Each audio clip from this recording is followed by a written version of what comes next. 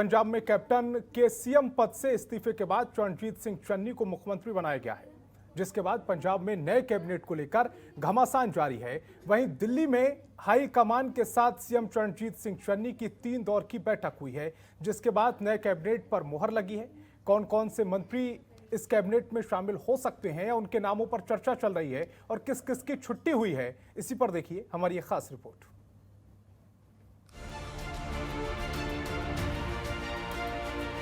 पंजाब कांग्रेस में सियासी उठापटक के बाद चन्नी की ताजपोशी हो गई है और अब उनके सिपा सालार की टीम भी तैयार कर ली गई है। चन्नी की टीम में कैप्टन अमरिंदर की टीम के 5 मंत्रियों की छुट्टी कर दी गई है। इसके अलावा 8 मंत्री वापसी कर गए हैं और वहीं नई कैबिनेट में 7 नए मंत्री शामिल किए जाएंगे। दिल्ली में मंत्रियों की लिस्ट राहुल गांधी की अध्यक्षता में तैयार की गई है। इस दौरान पंजाब के मुखिया चरणजीत सिंह चन्नी भी मौजूद रहे। वहीं दिल्ली से पंजाब लौटे सीएम चन्नी ने गवर्नर BL पुरोहित से मुलाकात की और उन्होंने अपनी टीम के शपथ ग्रहण का दिन और तारीख का ऐलान किया। ऐसी गवर्नर साहब ਨੂੰ ਮਿਲ ਕੇ ਰਿਕੁਐਸਟ ਕੀਤੀ ਹੈ ਕਿ ਕੈਬਨਿਟ ਦੇ ਵਿੱਚ ਐਕਸਪੈਂਸ਼ਨ ਕਰਨਾ ਚਾਹੁੰਦੇ ਆ ਤਾਂ ਉਹਨਾਂ ਨੇ ਕੱਲ ਨੂੰ 4:30 ਵਜੇ ਦਾ ਟਾਈਮ ਦਿੱਤਾ ਹੈ।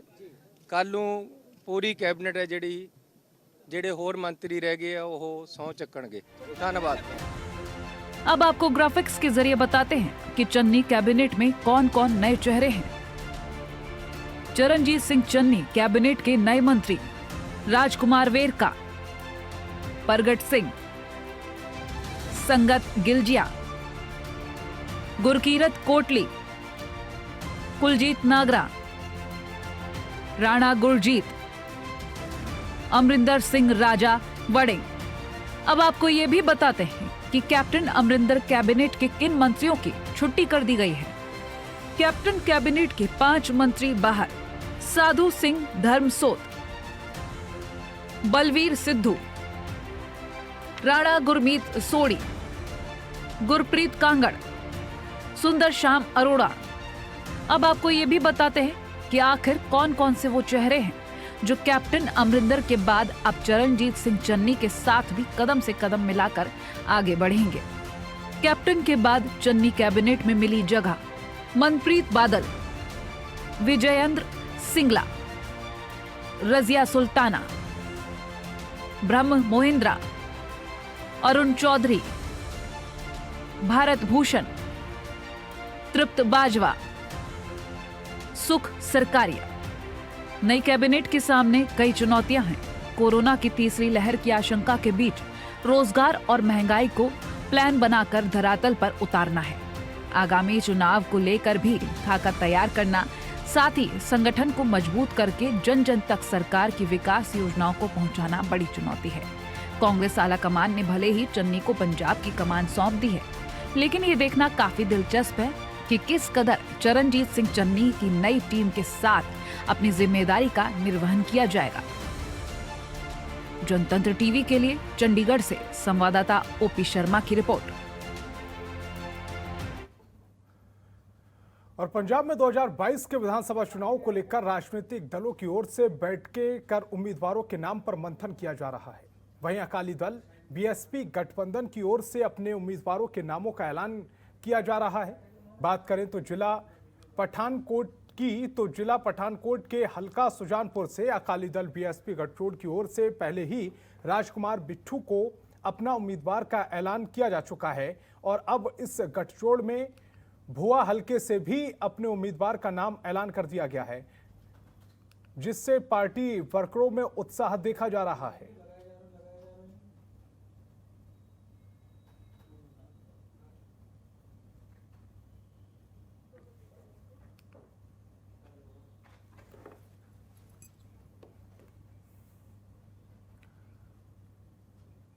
और पंजाब में वैश्विक महामारी कोरोना वायरस से निपटने के लिए कोविड अस्पताल के रूप में चयनित किए गए धर्मशाला अस्पताल में अब तक 2500 से अधिक संक्रमित मरीजों की इलाज किया जा चुका है।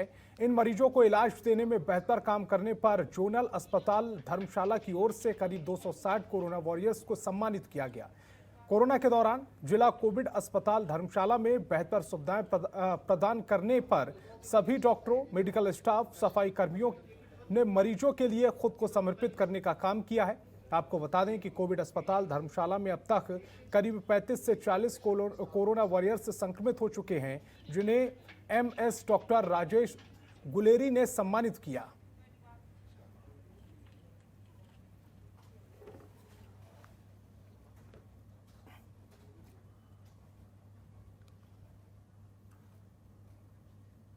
और पंजाब में 1988 बैच के आईपीएस अधिकारी इकबाल प्रीत सिंह ने पुलिस महानिदेशक पंजाब का अतिरिक्त प्रभार संभाल लिया है। राज्य सरकार की ओर से जारी आदेशों के अनुसार इकबाल प्रीत सिंह सहोता आम्र बटालियन पंजाब के विशेष डीजीपी का प्रभार भी निभाते रहेंगे। पद संभालने के बाद नवनियुक्त डीजीपी पंजाब ने पंजाब पुलिस के सभी आला अधिकारियों के साथ बैठक की। डीजीपी ने कहा कि नशों के विरुद्ध लड़ाई को और मजबूत करने और असामाजिक तत्वों पर नजर रखने के अलावा राज्य में कानून व्यवस्था बनाए रखना मेरी प्रमुख प्राथमिकता होगी।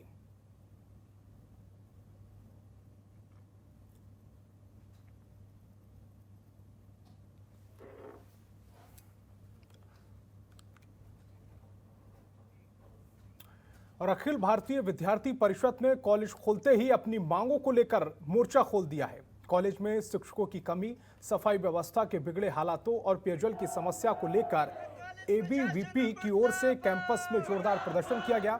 इस दौरान छात्र संगठनों के कार्यकर्ताओं ने कॉलेज प्रशासन को दो टूक सुनाते हुए कहा है कि उनकी ओर से पहले भी 7 दिन का अल्टीमेटम दिया गया था, लेकिन आज तक कॉलेज प्रशासन की ओर से कोई नया काम नहीं किया गया है, ना ही उनके कान पर जू रेंगती है। ऐसे में एबीवीपी एक बार फिर से 2 दिन का अल्टीमेटम दे रही है। अगर कॉलेज प्रशासन ने उनकी मांगों को नहीं सुना तो एबीवीपी उग्र आंदोलन करेगी।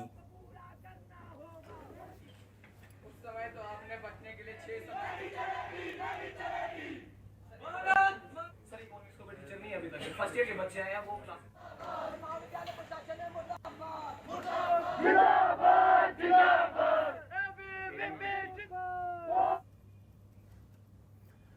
और भारतीय जनता पार्टी के विचारक पंडित दीनदयाल उपाध्याय की जयंती के मौके पर हरियाणा में समर्पण वेब पोर्टल और हुनर मोबाइल एप्लीकेशन की शुरुआत की गई है।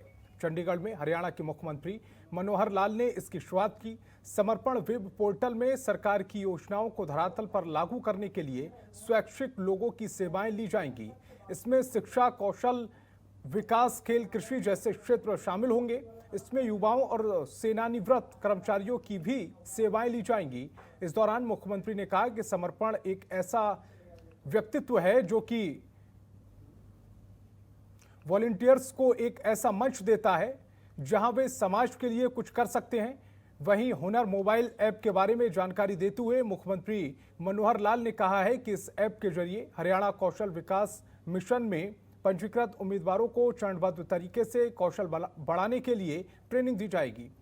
इसी दौरान मुख्यमंत्री मनोहर लाल ने केंद्र सरकार के कार्यों की सराहना की है। साथ ही 3 कृषि कानूनों को लेकर प्रधानमंत्री नरेंद्र मोदी की तारीफ की है।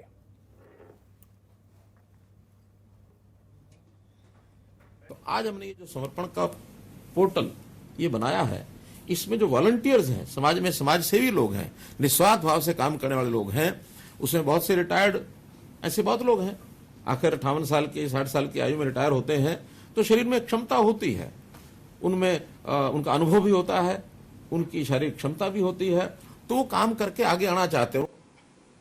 आज़ादी के समय से पहले उनकी एक बहुत बड़ी एक वैचारिक भूमिका रही और आज़ादी के बाद संगठन की संगठनात्मक एक प्रकार से जो उनका कला कौशल था, उसके कारण से उन्होंने पूरे देश में संगठन को भी खड़ा किया।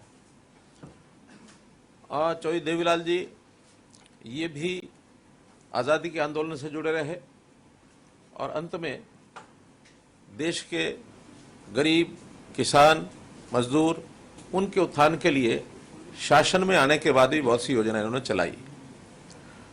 पंडित दीनदयाल जी उपाध्याय को हम इसलिए जानते हैं कि उनकी जो वैचारिक भूमिका थी, वो कहा करते थे कि व्यक्ति अपने लिए तो सभी सोचते हैं, लेकिन समाज के प्रति सेवा और समर्पण का भाव ये सदैव बना रहना चाहिए, तभी हम एक अच्छे सशक्त सुखी समाज की कल्पना कर सकते हैं।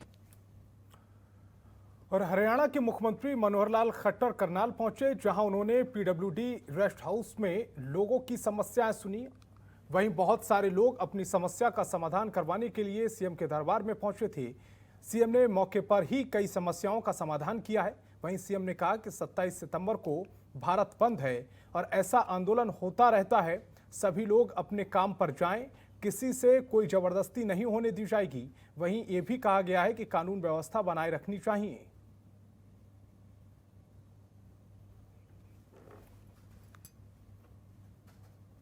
में इस प्रकार के कार्यक्रम नहीं हो पाए थे। आज फिर जो यहाँ की जनता जिनकी कुछ अपनी कठिनाइयाँ, समस्याएं, ग्रीवेंसेस, उनको सबको बुलाया है।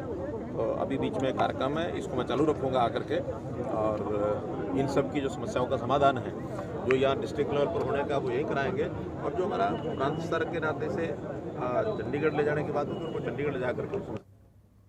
और हरियाणा के डिप्टी सीएम दुष्यंत चौटाला ने चौधरी देवीलाल की 108वीं श्रद्धांजलि दी है।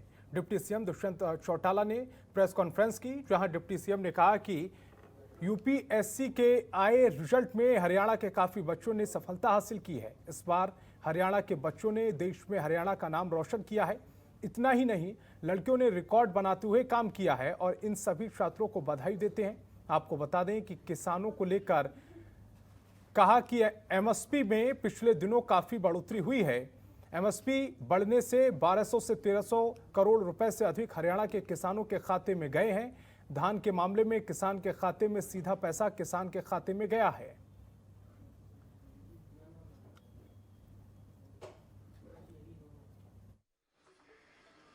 और बहुत बड़ी मात्रा में हरियाणा के जुड़े हुए बच्चों ने यूपीएससी के अंदर कमाल कर दिखाया। 8-10 से मेरी भी बात हुई और उनने अपना कोविड के दौरान पढ़ाई का और इस कॉम्पिटिटिव एग्ज़ाम के अंदर कैसे उनका मनोबल बना रहा, वो एक्सपीरियंस भी शेयर किया। मैं तो उन तमाम बच्चों को बधाई देता हूँ जिसने इस एग्ज़ाम को क्लिक भी किया, और साथ के साथ उनको भी कहना चाहूँगा जो रह गए कि मौके ख़त्म नहीं हुए, अभी भी आपकी जीवन के अंदर और ऐसे सुनहरे मौके आएंगे, क्योंकि लाखों बच्चों ने इस एग्ज़ाम को देने का काम किया। खबरों के निष्पक्ष विश्लेषण के लिए सब्सक्राइब करें Janatantra TV and press the bell icon. Never miss any update.